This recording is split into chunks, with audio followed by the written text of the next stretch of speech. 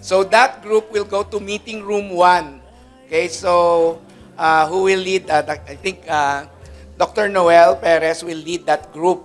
Okay, so ang instruction is you're given 45 minutes. So, siguro para yeah, around 40 minutes to discuss any issue under the sun, under that theme. And then after that, you need to choose a rapporteur to present ano yung pinag-usapan nyo dito sa plenary. Ang facilitator hindi magpre-present. So, kailangan kayo ang mamili kung sino ang magpre-present. It doesn't have to be high-tech. You can just summarize the results. So, we'll give you, depende if you need more time, but at the moment, 40 minutes para we can finish by 3 o'clock. Okay, so, yung group naman now is interested in what I talk about, which is more or less a broad topic on convergence. And I guess the future of this forum stays here. Okay? Since ako yung host, ako yung... And then, the third group, which is also the very interesting topic that Professor Kenneth Artigango has raised about innovation, health innovation, will go to the second floor conference. Dito na lang. The other half, sige. Yung group ko will stay here. Siguro will avoid the mic para hindi maingay. And the other one will stay on the other side. Okay?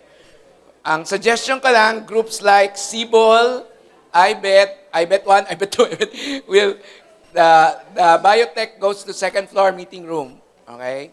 The convergence group stays on the left, and the health innovation group stays on the far right. Okay?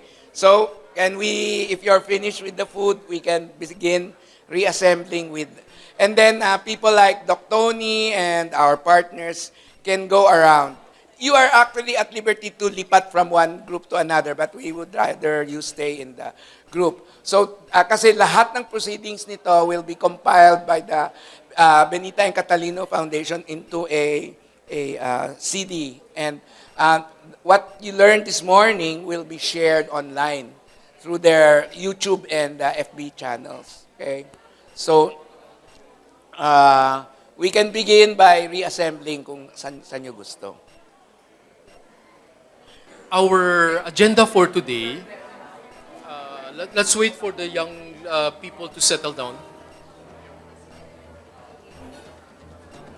Okay, again, my name is Kenneth Hartigan-Go. I'll be running this workshop with Dr. Choli Yu. But one of the things that we hope to do sana today, the first one is, what are your insights, reflection from the different talks that happened this morning? It's important that we get how you, ano yung dating sa inyo? Is it relevant, or are there some things that was not said but you want to get it off your chest? It's important because those items will guide us in crafting next forum agenda. The other thing we need to do is, based on what you saw, based on what you know, what are different action steps you want to put on the table? Who needs to do it? And the reason why that has to be done. Pwedeng i-erase ninyo. Okay. So those are the two main questions that we try to do for the next hour. But I like to see if there's anybody who will volunteer to take notes, because those will go into the forum records as part of our output for the workshop. Sinong pwedeng mag-volunteer? Oo. Please don't be shy. Volunteering. Oh, parang yung kanina lecture ko, who wants to change? Oh, everybody, who wants to change? And then who wants to lead? Wala. Nobody. Everybody runs away. So, volunteer is really part of leadership. Ikaw na lang.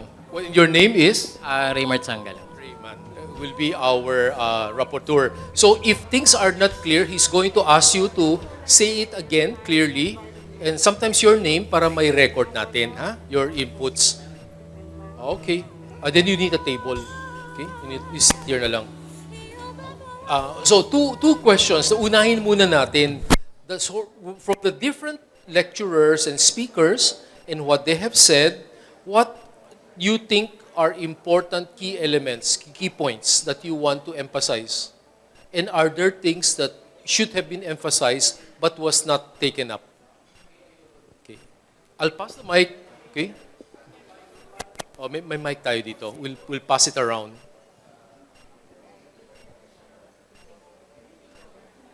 Yan. Good afternoon, everyone. Please introduce yourself. I'm Miss Yoli from Latran, Calamba. Um, I am not really into artificial intelligence, but I've been into conferences like artificial intelligence and robotics. Okay. Now, with the advancement of these technologies, I wonder how are we going to ensure that those people from the grassroots, kasi I remember no the pyramidal model of Vitaliano Gorospe. He says that the majority of the percentage of Filipinos belong to this grassroots, the shall we say the lower class. So how are we going to ensure that these people would not be left out given the advancement or the advent of these technologies? And how are we going to ensure also that artificial intelligence would not fully replace human intelligence, I mean human resources? Okay. In our effort. So ito na po yung kasi you said that what are you going to suggest? In our school, we have this community extension where we go or where we have immersion with those in the grassroots. And we try to bring them technology also. So our students who are into IT, who are into different different disciplines, no, they try to cascade these things to our partner community. So that is our effort, but I don't think that would suffice or that would be enough given that the majority of Filipinos really belong to this lower class, which is according to Vitaliano Grospe 90%. Thank you po. Okay. Ms. Yoli brought a very relevant question. I think it's anchors on the philosophy of social inclusiveness. You're raising a question for people to provide solutions. Any thoughts? How do we include the people who might be considered marginalized so that they are up to date with technology? Maybe I can begin with opportunities for education. Might be example, no? Ano pa? But the reason why you want them to be involved with technology is because So that they will not be left out. Because I just saw the video, wala nang natira. Para yung kay rami-raming inhinyero dito sa atin. Nag-a-abroad sila because they don't know, they are not aware that we have this kind of opportunity already in the Philippines because it's not cascaded to them. So, yun po. okay, so I think Ms. Yoli made it clear na social inclusiveness for the marginalized include them knowing that there are opportunities. Okay, ngayon, what action steps will you propose to help resolve her concern?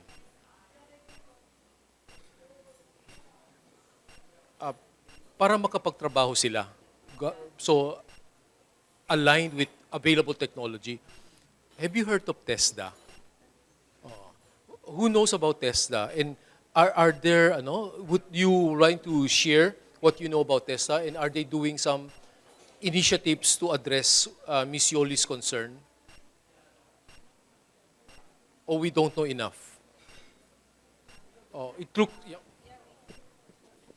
We are actually starting to partner with TESDA in Letran, but it is not yet into full bloom. But Bakit? TESDA is actually a supported innovation by the government wherein students cannot afford to to pursue their professional degree would have the opportunity to have this skill-based training also in TESDA. So as part of our meeting before, just last week, no, a TESDA group came to our school, no, that they will be given the chance, for example, our senior high school students who cannot afford to pay their tuition would choose rather the TESDA, which is given for free. So for example, if you are in the STEM or science and technology and engineering mathematics, what are those skill-based related training that you can get out of this trainings from TESDA? Or if you are from HUMS or Humanities and Social Sciences, what are those skill-based training that you could get na kung saan you will not be left out just because you don't have the tuition fee or you don't have the means to pay your tuition? Or if you are from ABM, what are this parang sort of ladderized course? But you still have, parang after taking this TESDA, you already have the opportunity to go to a higher professional degree. Okay. So maybe I will rephrase Miss Yoli's concern. She wants to help the marginalized to have access to technology that will help them in their occupation. And TESDA is available. But what seems to be the problem? They don't know, hindi kaya ng TESDA. So it's knowledge, info, marketing, hindi nila alam. So, bakit may problemang ganon?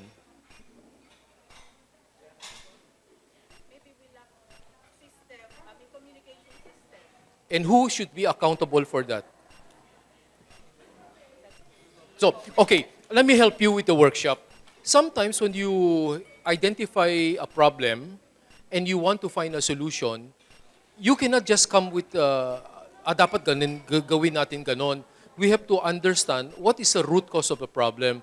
A simple way to address the root cause of the problem is ask the question, why? 5 times. Why? Then why? Then why? And then you will probably find out, yung pala ang may problema. O let's fix this problem. But everything will fall into place. That's one way of doing it. So that's what we're trying to do now. So tama nga naman, gusto niyang to offer opportunities so that they won't be left behind. But there is now a mechanism we know by the form of TESDA. But what seems to be the problem? So sinabi niya na hindi alam. Okay, then bakit hindi alam? Why? So does anybody care to suggest or venture a hypothesis or make an assumption? Alam siguro ni Yoli to eh. You have something to say? Don't be shy. You need a mic.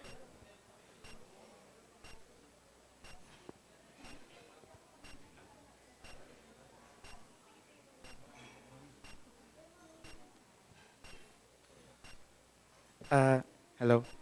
I'm Benedict po from Luzon, Calamba. And I believe that one of the reasons why there's a lack of knowledge when it comes to marginalized people not knowing about innovations that we currently have or we are having is not just because of the lack of education that we are still experiencing due to high costs and as well as universities, not a lot of universities really having a scholarship program or a proper program that lets poor people or lets people who are in the unfortunate settings have an education. But I also think that there's a lack of social standing, like understanding of the social standings that some people in our maybe financial stand or in our social standings have this mindset that since innovation is very costly, it might not be accustomed or it might not be for other people as well. And for the lack of knowledge as well is that knowledge or education is not really far-fetched or as I would say, not really spread when it comes to people in the province or people that are marginalized. Because there's a lack, again, it's like we're trying to cage this knowledge within us for some reason that I'm also not aware of. It's like we're trying to educate them, but we're not educating them well enough that they know how the innovations that we have work.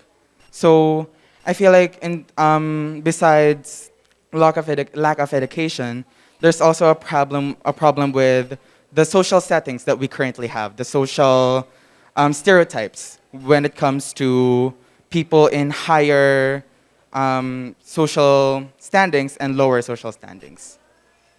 Okay. Benedict mentioned something here which brought in a new item for discussion. I think he's referring to social equity and education, no? Pero issue dito, TESDA. So now we have two issues, so we're going to park. So we have to solve the problem of TESDA because TESDA is not really a degree education. But if I were to understand Benedict, may issue ka dun sa degree education, no? Okay. Okay. Um, how will we start here? If I may add, sir. Also, kaya siguro sir nagka-problema tayo sa TESDA is that the opportunity of the graduates from TESDA do not equate to the requirements of the current economics natin, sir. He took the words right out of my mouth because I was going to introduce, no, tama yun, tama yun. I was going to introduce that the whole value, ang tawag dun value chain, production to employment. The whole journey from production to employment, parang hindi nagtutugma. The demands of the economy, manufacturing, industry, healthcare, whatever, and those that are producing them ready for that, parang hindi sila nag-usap. If you agree with that, we're going to write it down, as park it, and we will try to find a solution. I think the dean from De La Salle School earlier mentioned it na eh, na how do we, and then we said we have to align production to demand. Ano ang needs, ano yung kailangan i-prepare for. But I think there's a missing link there, no? Oo.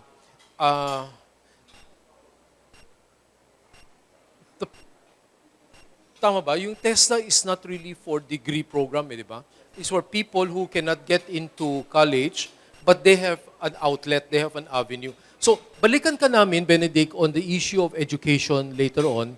Let's just focus muna sa TESDA because the purpose here is to provide a wider opportunity to those who are unable to go to college.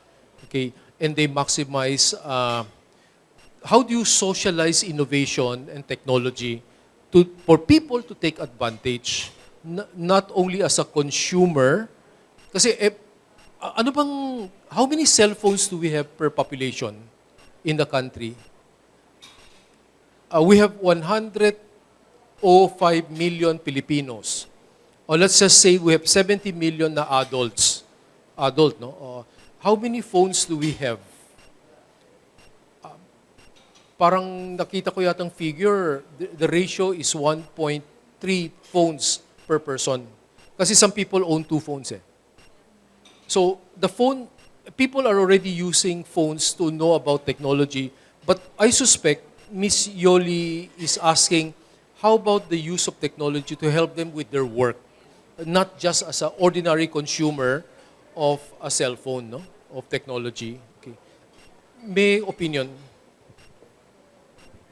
I don't know if this would be if this would work because I'm thinking of this TESDA no should have, shall I say, partnership with industries wherein the industry would be the one to send people to study in TESDA, and then after they graduate, these industries would absorb them. Kasi taking the idea of sir na the certificate or the skills that they get from this TESDA does not equate or do not equate the need of the industry. So for them to really merge or converge, merge, they have to have partnership so that our TESDA graduates would not really venture into abroad or like Australia. Australia offers a lot of skill-based opportunities. But the Philippines, talaga ang baba ng tingin natin sa mga work na skill-based. Where in fact, in different country, it's a high-paying job. So, it's just parang, yun nga, actually may point din yung sinabi ni Benedict na the way we look at the work of everyone. Parang may stereotype din kung ano yung uri ng job mo, you belong to this one. So we just need to upgrade how we look at TESDA graduates by partnering with the industries who offer who offer jobs. Miss Yoli brought up a number of observation. Do you agree? Okay, if you agree, anong pwedeng solusyon dyan we could put in as recommendations for action plan? The first one I heard was TESDA and industry should to partner.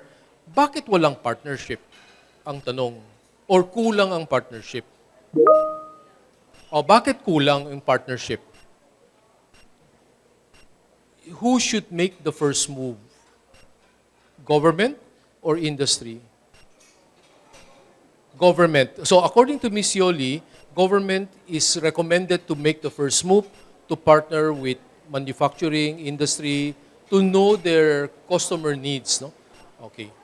So maybe that's an action plan. No? Okay. Any more points na pwedeng i-augment dun sa a problem set that Ms. Yoli shared with us? Maybe marketing, that there is a TESDA training program for these sets of but given that they have to upscale that. So first, the population should know that may TESDA. Second is once they know, TESDA also has to partner with industry to upgrade their training curriculum, so to speak. So will that satisfy your concern? Okay na yan, no? All right. You're happy with that process? Okay, let's go now to Benedict. Magandang sinabi niya, yung education, yung mga, any response from anybody here to Benedict's observation?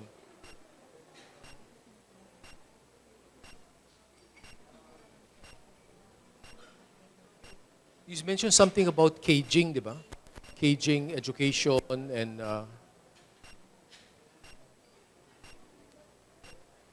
but obviously, may mga hugot kayo, no? About how education is being undertaken in our country. Okay. Anybody, sir? You have any comments that you want to share with us? No, wala. You do, okay. In Germany, they have the most number of clubs and associations. And the principle there is the master craftsmen teach the apprentice. So the best of the best in any field, engineering, I don't know, maybe you should form what you call the best of the best, and then you will train apprentices, and then I think that will help develop the economy as in Germany. That's all. Okay. So there's a model of practice where the community set up these clubs that will help augment vocational training to or college education, both. Okay. So there is a place to go pala in other countries. So the suggestion is to form this kind of clubs, no? Parang guild, no? It's like a guild. It's like a guild, vocational guild. Expert, like a group of plumbers, painters, IT, software engineer, writers, and things like that. Okay, that's probably a suggestion we can put in. Who do you think would organize that, sir? Private sector, government, communities?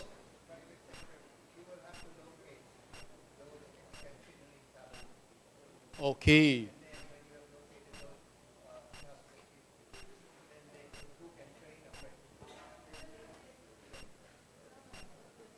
I'm reading a book right now, and it says that. So I finished reading the book. Rather, I don't have it in anymore. I finished it overseas. It's a book about human nature. Why do artists come together in a certain bohemian cafe in a city, and there are engineers who tend to live together in a certain community, businessmen in another community? It's because of social networking. They feel that this is my life, and I associate with people who are of the same field. And they're looking for that kind of resonance. But in fact, that anthropology said that's the nature of human beings. But anthropologists was saying, but imagine if you can, government or the community can create a cross transdisciplinary professional living together, assuming that they socialize. Can you imagine the wealth of outputs that will come out from their coming together? Hindi sila nag-echo chamber. So that's one of the things I learned. So behavioral science is important for societal growth and development, but it's not part of urban planning. How many of you understand that local government has urban planning offices in every local government? It exists. But oftentimes when you talk to them, urban planning is about building infrastructure, but not the social component of how do you bring talented people together. If we were to look at Singapore as an example, they have a biopolis where scientists come together, not just health, but scientists. And they also have a commercial financial district together. So they have planned it in such a way that it's work, recreation, socialization for them to do that. But I'm not answering Benedict's question. Would you state your what you want answered when you mentioned those things that you said earlier? Ano ba yung, yeah, can you specify what seems to be the issue and how you want it answered? Sir, I want to find the solution po. I want to find the middle ground.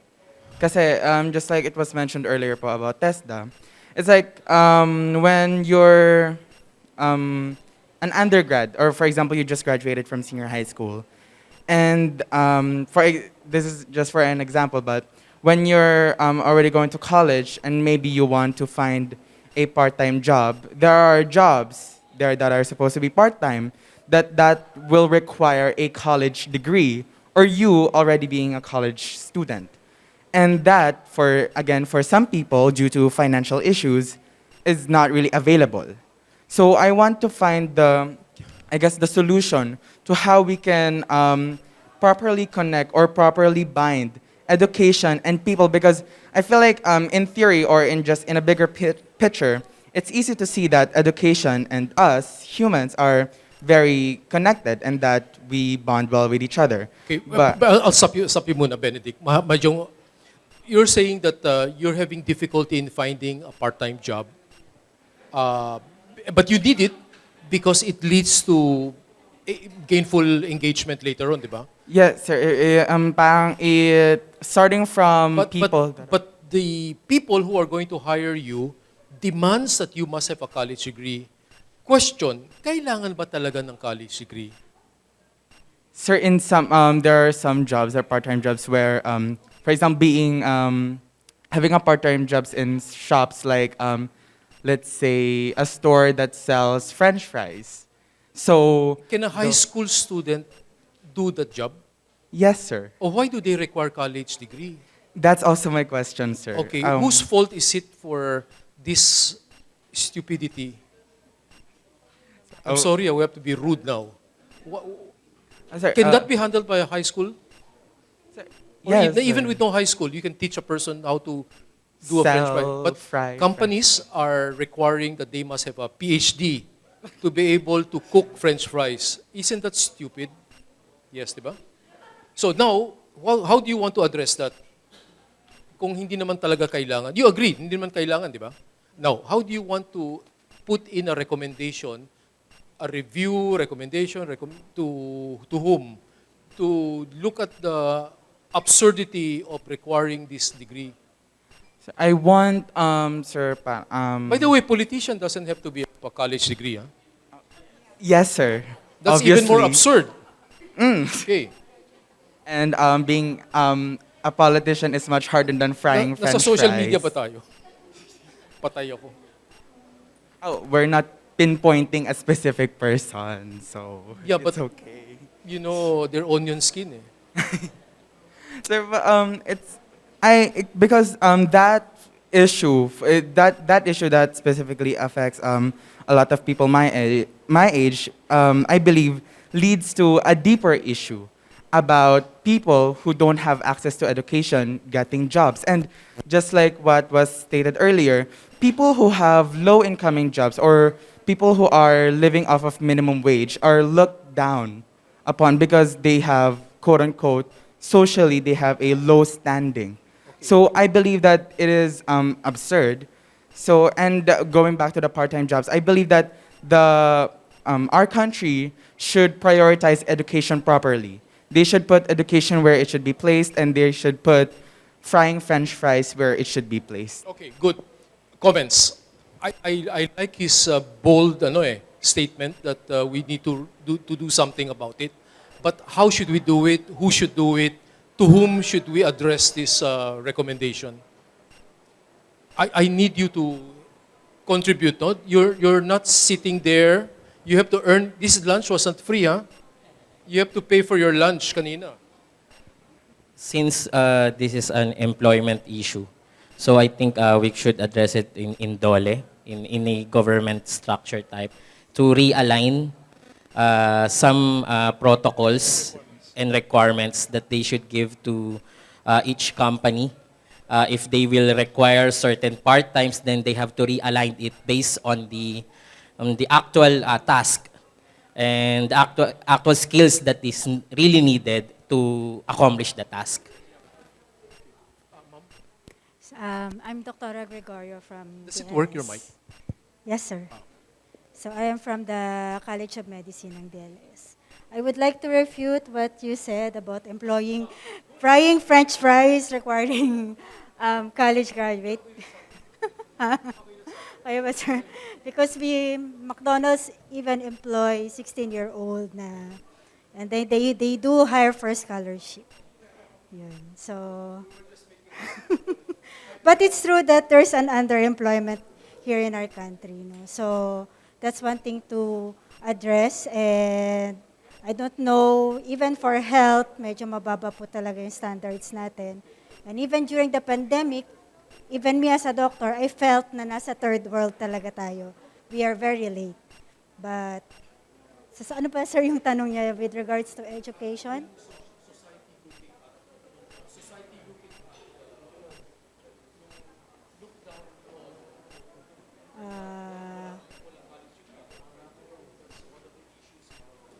Well, parang siguro hindi naman sa lahat ng pagkakataon.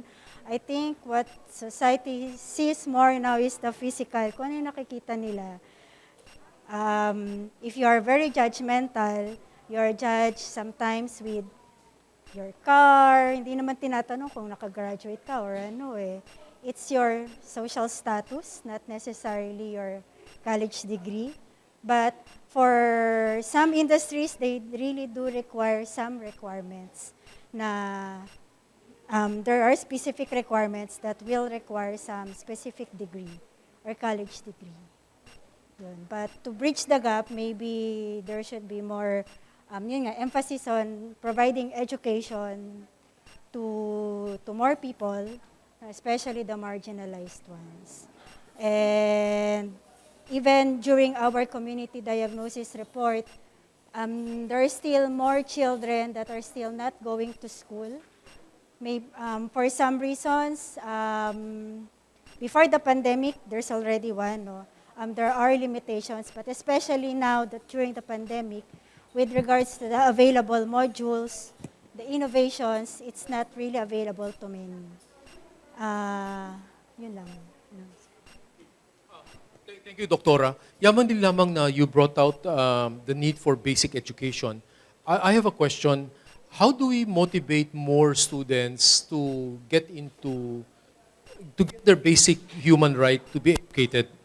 Secondly, once they're there, how do we motivate them to take up STEM?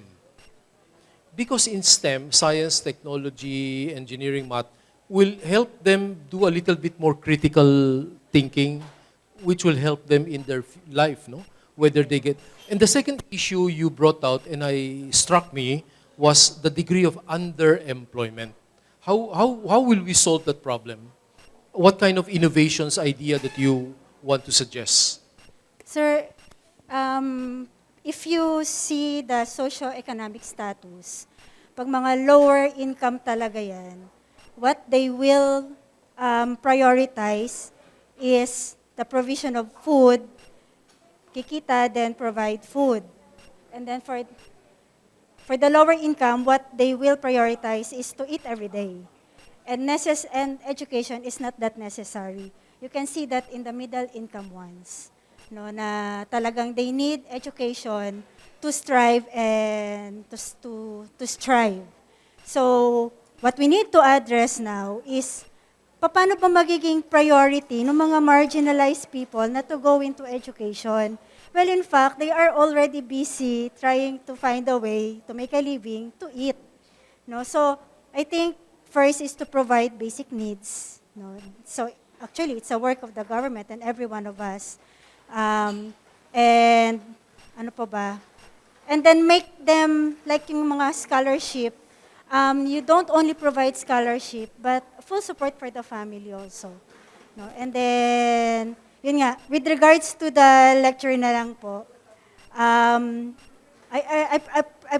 appreciated the forum because with health innovation, you were able to connect some of the pressing problems we have right now, and that you're able to present some social determinants of health. But there are a lot of problems that are going around right now, and I think this one forum is one channel that can help alleviate some of the problems that we have. No? Nasagot ko ba, sir, yung ano nyo? yung question na regarding sa education, which is to help these marginalized, no, na not only offer them education. Sa TESDA po, I think I had one patient na hindi rin kasi masusupport ng pagpunta sa TESDA kasi magtatrabaho pa siya. Or TESDA is not that open to all. Sometimes kung sino yung may kakilala sa loob, siya yung na-enroll. Tapos may isa nag-i-inquire, ang haba-haba pa raw ng pila, ang tagal-tagal ng pag-iintay bago maging available ang training. And that's just one personal account I had, no, yung sa patient namin. So, yun, with regards to education. So, you don't only provide the education per se to bridge the gap, but also you need to answer some of their other problems, like answering to their basic needs.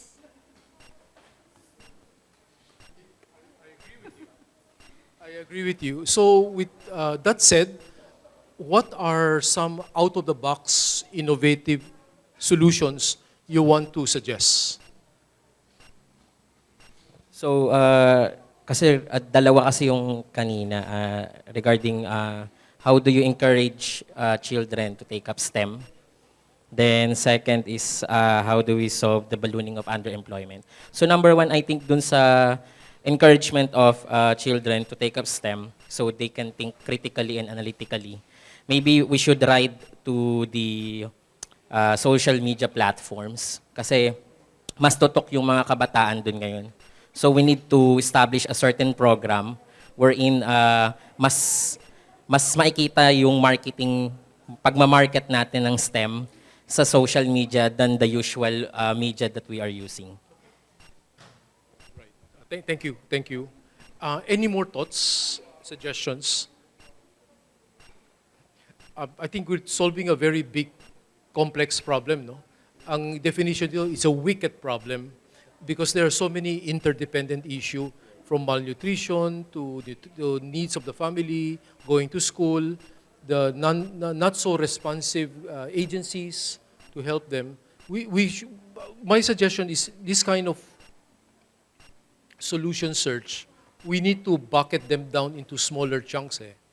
Say, TESDA, if I were to understand, hindi siya masyadong responsive, but it may not actually be their fault because there's just too many inquiry, many people asking for help, and they have limited capacity. That could be one possibility. Or maybe they are unable to do their work well for many other reasons. So we need to find out ano yung root causes of why. Kasi when you see an event, we have to ask the question why. What is the pattern underneath the event that explains why you see this event? Diba? Before we could even introduce innovation. Yes. Also, one problem with the marginalized, medyo hindi naman sa, I'm talking about the clinical, no? If these people were, when mothers are pregnant, they are underexposed, they are undernutrition, exposed to a bad environment, so what kind of product or child will you have? So I think one answer to that is to start young when they are young and until it's not still too late to develop their brains, no? In that form, they can think better. Parang yun po isa kong ano. Pero Doktora, I thought that the government, local government, has already set up a system for prenatal check, tapos yung first 1,000 days, law. Diba? May ganun na, diba? But now I'm hearing it doesn't work. It doesn't really work, but there's still more people that needs to be reached out, no? It doesn't really cover all of the population. Even by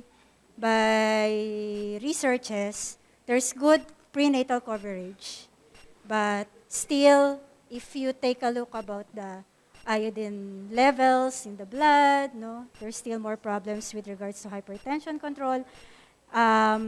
There's still poor age 5 mortality. Which means there's still a gap, no. But I think the government is still trying its best, no. It's actually patterned in WHO yung golden period. But I think we still need to reach more people. So Doctora challenged us that we have to do more. Government has to do more. So my question to everybody, because this is a workshop on health innovation, what is that health innovation you want to, crazy idea that you want to put on the table to address the things that have been said so far? May social dimension, may technology dimension, may government services dimension, may educational dimension. So ano yung innovation na gusto niyo ilagay sa table? I think there are some recommendations there already, di ba? But I'm challenging you with more crazy ideas, imagination, taking a risk in proposing something.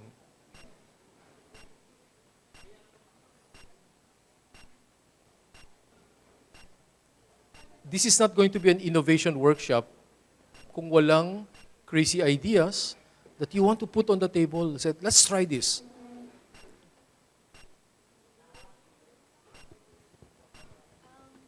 Sir, one thing that we can answer is discover more available food or vegetables that can answer the malnutrition. Even for protein? Yeah, yun nga po. Actually, we have some inventors here, but ano ba? With FNR, with the help, siguro with the FNRI, the OST, na mag-develop ng mga, develop and discover foods na parang functional food na siya ang dating.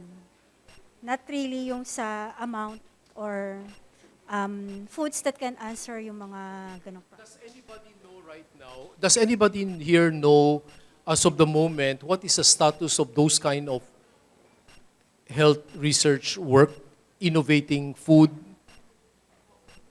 Does anybody know? Because we have to know, we have to have a baseline eh.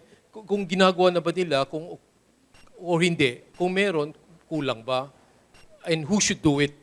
Kasi our recommendation will not be just platitude eh. We should do this. Who will do it? What agency should do it? So that the recommendation is more directed. Building on Dr. Reg's statement earlier, I think, sir, DOH had already launched the Sangka Pinoy Seal wherein to address. Kaya nga, sir, hanggang ngayon implemented pa rin naman. Pero I think yung palang din yung pinakaalam ko, sir, na parang solusyon nila to address certain nutritional imbalance sa population, sir.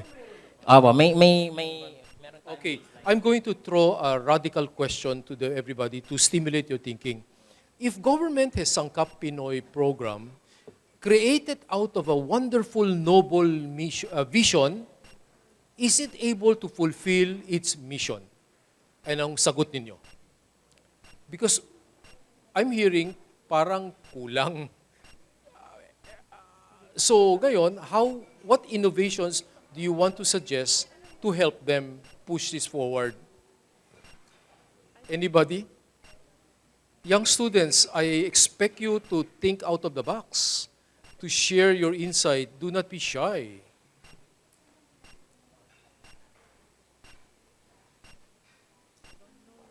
I know it's easy to say we should encourage more research on food. Okay, now, but we don't know who's actually doing it and which academic institution is able to do it and has interest of doing it.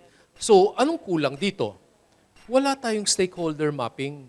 We don't know who's doing what. Or maybe the recommendation to begin to address that is, how do you organize the work? Kailangan may baseline tayo. Alam natin. So please propose. What should we do?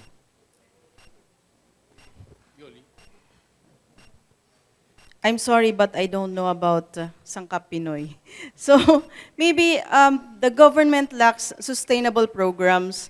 Parang you start a program and then no more follow-up, or you don't have this kind of sustainability project that is being sustained by the government. One of the reasons I think is that, of course, every how many years yung president natin, every 6 years we have new project. And then the project that is being left by the previous government, our administration is being left out. And then the budget there, nasayang, kasi nawalan ng sustainability, no follow-up, and then this new government or this new administration would not actually continue the project, basically because iba yung nilatag niyang plataforma nung siya ay kumandidato. So something like that. Pero I have a crazy suggestion, no? Because as a PhD candidate or PhD student in Asian Social Institute, we had this immersion in Talim Island. And then they have, it's in, I think in Rizal, Talim Island. They have this innovation that is called bokashi balls. So, that bokashi balls, no, can actually clean a river that is, I don't know kung ilan yung parameter na kaya niyang linisan with just one bokashi ball.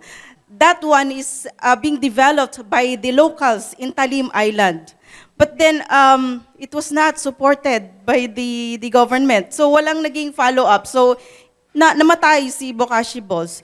Actually, yun sana yung pwedeng pag-asa na makalinis ng ating mga river for the fisher folks to have this fishing again. And then another thing yung it's in Talim Island also, yung na-invent nilang bagong rice variety na could actually parang yung nutrient value nito is higher than the usual rice that is being produced by our rice farmers.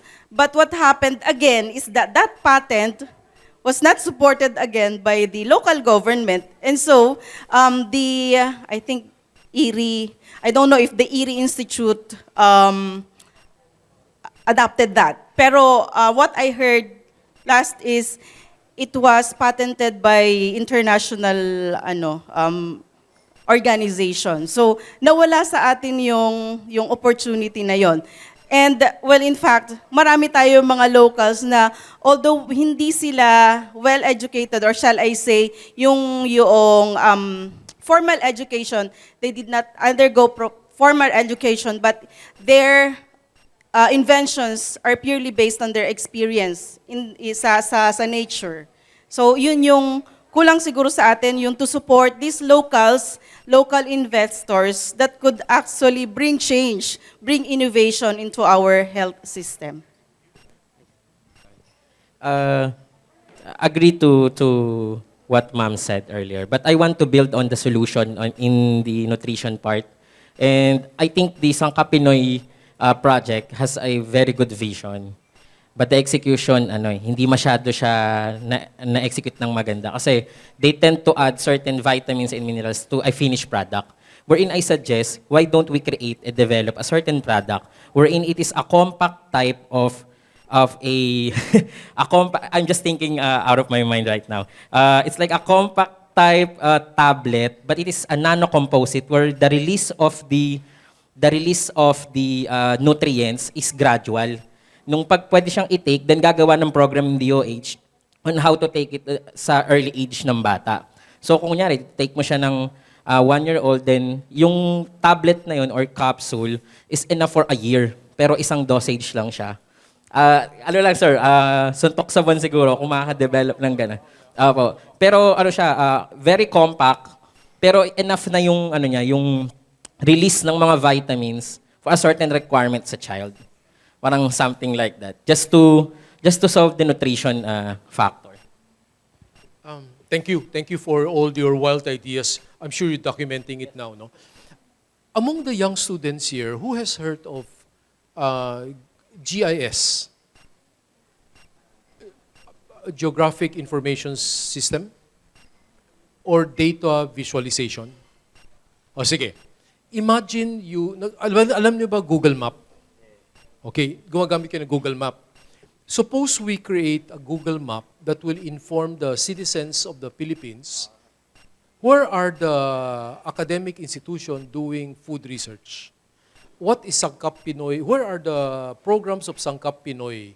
And then put in a system for queries, inquiry, and then they have to answer back to tell you. So you are creating a level of literacy, and people now know. Kasi hindi alam ni Miss Yoli, may Sangkap Pinoy pala. That means either it's been there for years, but hindi nakalimutan o hindi na masyadong pinupush. So people have not heard of it, no? So that's I wondered if by increasing people's knowledge, stakeholder mapping kasi yan eh. You know who is doing what and where. Might be an important avenue. And then researchers can,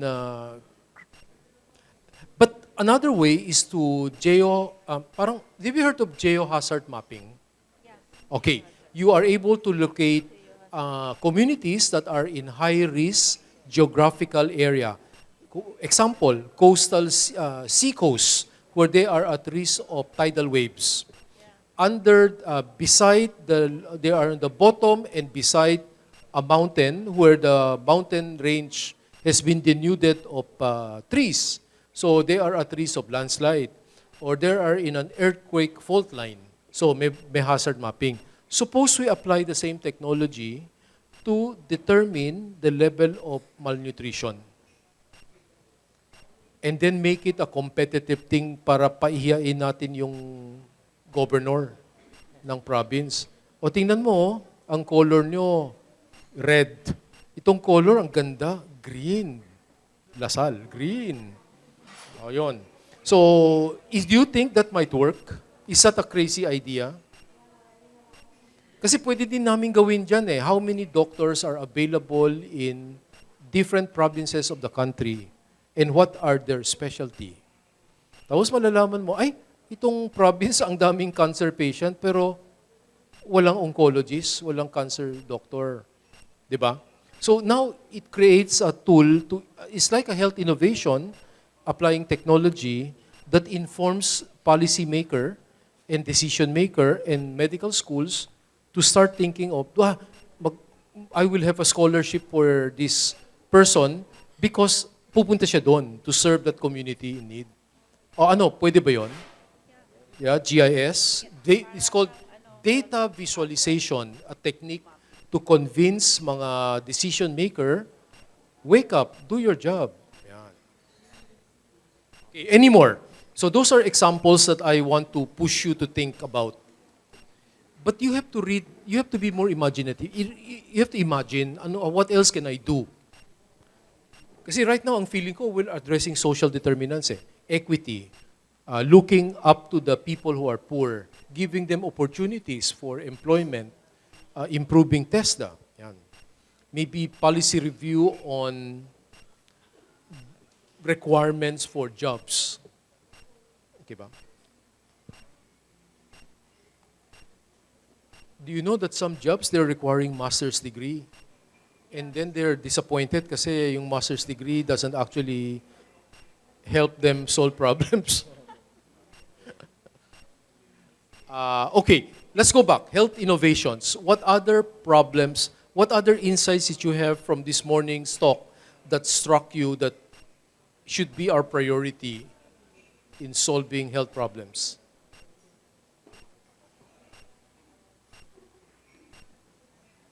Oh, are you happy with the quality of services? Like, how many of you have family members who have chronic diseases that normally goes to hospital very often or go to clinic? Yeah, you have?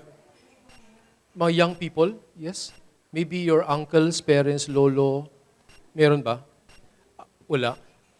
Those who have, meron bang silang usual complaint about the services that they receive from health facilities, clinic, hospitals, dialysis center?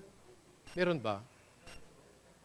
Okay. Since we know very little about it, we cannot address the problem. Kasi we know very little about the problem eh. So we can skip that na kung wala. So what other health problems, health issues that you know that you are trying to solve? Anything that has come across your experience, Miss Yoli? I think can we suggest for schools who have immersion to conduct parang health practices of barangay, barangay communities, parang gano'n, na they will conduct a research, what are those health practices that this barangay is initiating. So, and then let's parang those researchers would choose one best barangay who have this who has these best health practices. Who knows, we could already find out innovative health practices from this barangay, di ba? Kasi I've learned from a friend na somewhere in Lucena, yung mga senior citizens doon, malakas yung grupo ng senior citizens. And nagkasundo sila na magpatayo ng parang isang vegetable garden sa harap ng City Hall, I think, or malapit sa City Hall. And then, yung libangan ng mga, tapos nagtayo sila ng parang mga upuan doon, benches, parang safe spaces na kung saan yung mga senior citizen, kapag wala silang ginagawa, just to keep them busy and to keep them to keep them in their senses, no? Para hindi mag-ulyanin, they would go there and then they would plant or they would, yung i-cultivate nila yung mga nandoon na ng mga gulay. So that's actually a good practice for senior citizens. Maganda kasi nakakapagkwentuhan sila doon. They got to meet their old friends na mga senior citizens na rin. So, I suggest na sana somebody would conduct or schools would conduct research within their barangay or neighboring barangay who has these health practices na most innovative, parang ganun. And then we give prize to this barangay who has these most innovative health practices. In your current school curriculum and design, do you have chance to visit community? Yes. Yeah, you do? Oh, meron pala eh. That's one of But you want to be more specific on Yes, practices yes, on yung health. research-based. Kasi usually ang mga community extensions is not research-based. We just go there, do immersion, then yes, just for exposure. Pero if the community extension is research-based, parang it's more, parang, Structured. yes. Oo. Okay. So what do you do when you go in community trips, immersion? I want to hear from the young people. Please be engaged. Please be engaged with me. Talk to me. Because you seem to be very detached. Napaka-detached ninyo. Please tell me. Come on. I said from Benedict, who is talking, but I don't know others. Please don't be shy. Tell me. Anong mga community immersion activities that you have? And what do you do there? Yeah, please. I'll give you the mic. Back when I was grade 12, I conducted immersion through facilitating learning in early childhood, which is in daycare center. And yes, sir. Yes, po. And then in that specific community, sir, we assist mga bata. Yes po. And then we conducted parang practice teaching na tinuturuan sila. Okay. This daycare center still exists out there. Yes po. Okay. Were there problems that you saw in terms of what they do there that you said, I can make this better? Common problems are like bata, of course, they are parang malikot, and when parang pag yung bata malikot and then parang gagawa mo ng yes po. Yes po. And then yes po, parang with parang agarang response po na bawalan yung bata, and then in that way po parang mas nakikinig yung bata at nagiging aware siya. Ganun po. So, if, maybe I didn't couch it properly. The services that they provide in the daycare center are related to social and health, no? Are there areas that you thought pwede mo siyang i-improve through some level of innovation? Help mo ng bata, for example, Yeah. those children na those children po na malnutrition, for example. Yeah, that's a big problem. Yes po. Of course, sir, we can resolve that problem, sir, if magkakaroon tayo ng intervention like feeding program. Kasi sir, regularly, sir, yung mga daycare center na students is regular silang na-check ng weight and then yung height nila. If nagde-develop po ba sila to So I'm adolescent. hearing from you, feeding program that is not exists or not does exist. Hindi na po masyado ngayon, sir. Parang it's like, hindi na siya mandatory, sir. Parang tatanungin lang if ipupush siya ng mga parents or not. Okay, so it becomes optional pala. Yes po.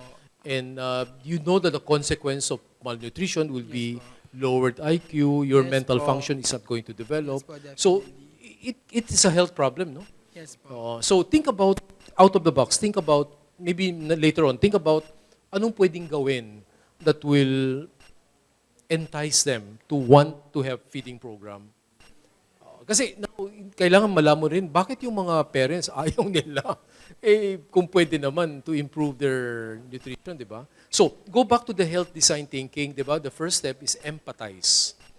I empathize with my people there. Bakit gusto nyo? Bakit ayaw nyo? Anong hugot ninyo?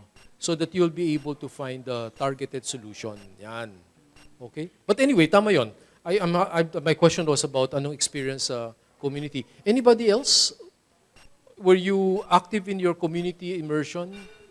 Did you see anything worth reporting back? Yes, please. Ano po to? About po siya sa... Yeah. Introduce yourself. I'm Frances po from Colegio de San Juan de Letran. About po to sa, yung sa mga dialysis po, yung mga Okay. Ano po kasi, hindi po direct experience or may family po akong dialysis, pero kasi ang dami ko na po naririnig. So kasi sa mga hospital po, lalo na po sa mga province, hindi po kasi enough yung mga, kasi nga po innovation, nagiging innovative na po yung mga healthcare system po natin. Hindi po siya na-adapt po ng maigi ng mga hospital po, lalo na po sa mga far provinces po. And yung mga kailangan po magpa-dialysis or yung mga may chronic diseases po, need pa po nilang dumayo and which is costly po. Kaya mostly, nagsesettle na lang po sila sa mga herbal treatments po na wala naman pong enough study na makakapagpagaling po talaga. So, maganda yung sinabi niya, no? It looks like it's the health services there, the problem seems to be access. Roads, malayo, additional expenses. It's not directly related to health, but because there's an access problem, it becomes our problem. So, meron ka bang mga classmates, may mga ideas ba kayo to help Francesca with this access problem? Is it problem of transportation, no? Hindi naman po mostly transportation po. Ang ano po kasi, di ba po nagiging innovative na po yung healthcare system po natin. Hindi po siya na-adapt po ng maigi po ng mga hospital po. Like, kunyari, ito pong kailangan po nilang pa-check up po ganun, machines po. Nandun pa po sa parang pinakang center pa po ng city. Hindi po malapit sa hospital na sa kanila. Ganun po. Hindi po siya properly nakukuha po ng mga hospital po. Yung mga innovative na mga machines po. You're saying that while facilities and hospital exist, they don't have dialysis services, kaya ang mga tao ay pupunta pa sa city for that. Okay. Why do you think facilities and hospitals don't adapt? Maraming reason yun, ha? Some of them might look at cost-benefit. Ay, mag-invest ako niyan, makahire ako ng dialysis nurse, kailangan meron akong renal kidney expert, magbibili ako ng mga dialysis fluid, maintenance, licensing. Baka they felt, hindi ako kikita. Baka lang. So you have to consider those things. Kaya hindi nila in-adapt. On the other hand, if that is true, what might be a social innovation that you want to suggest so that the facilities adopt it? Ano po, siguro po, mas bigyan pa po ng diin po ng mga, siguro organizations po or government po na magfa-fund po dun sa mga hospital po, sa mga provinces na ano po ng mga machines po or yung innovations po sa health po. Or kaya po yung mga, kagaya po ng mga researchers po, mag-provide po sila ng mga machines po na na-innovate po nila para dun po sa mga hospitals po. Makatulong po sa gagamot po sa mga... So your approach should be more donor-driven, government-supported, and these facilities na walang dialysis machines are government or private? Siguro po government po mas Government muna, okay. All right. Oh, that's a real problem, no? Yes. Anybody else with some insights you want to share where you think we want to introduce health innovations? O sige, kung wala, let's not force the issue. Kung wala na, let's move to another topic. Any other suggestions you want to put in on the table that will improve research, inventions, innovation, related to the health sector?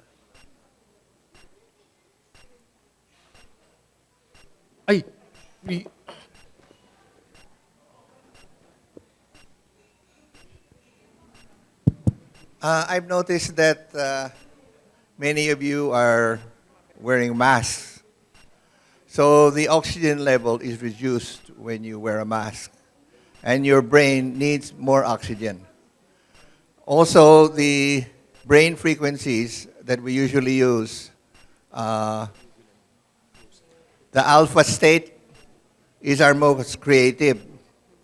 So and sometimes when the alpha wave state is when we're almost falling asleep. So we are most creative then, but it takes time. So maybe if you have the problem in the afternoon and then you sleep on it, Einstein usually gets a solution in the morning. So I would suggest you practice yung physiological effects of the, besides nutrition, your oxygen state at your alpha frequency state in solving your problems.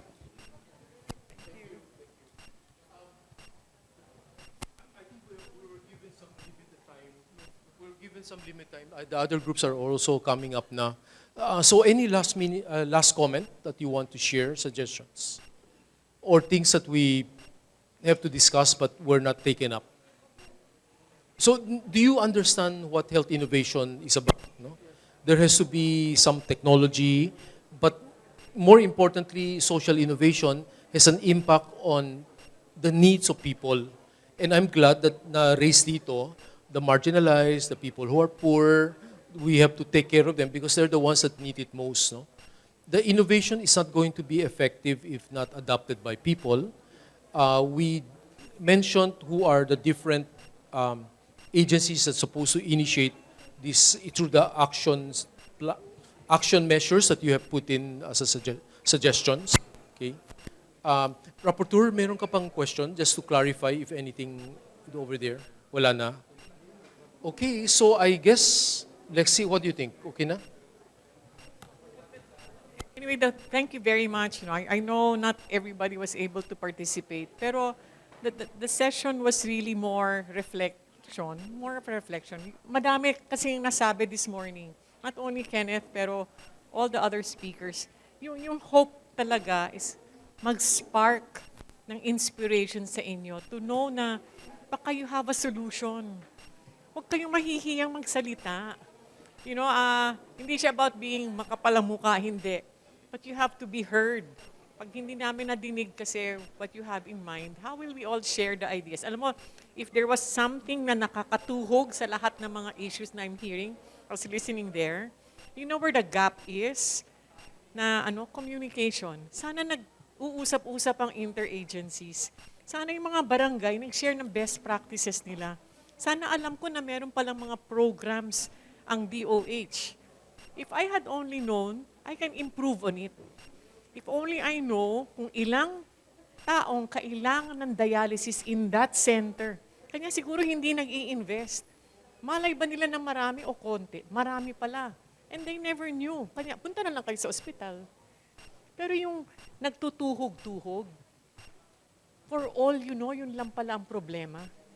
And if there's a way for us to figure out, yung laging paulit-ulit sinasabi ni Dr. Choli, interconnectedness makatuhog lang tayo, communication.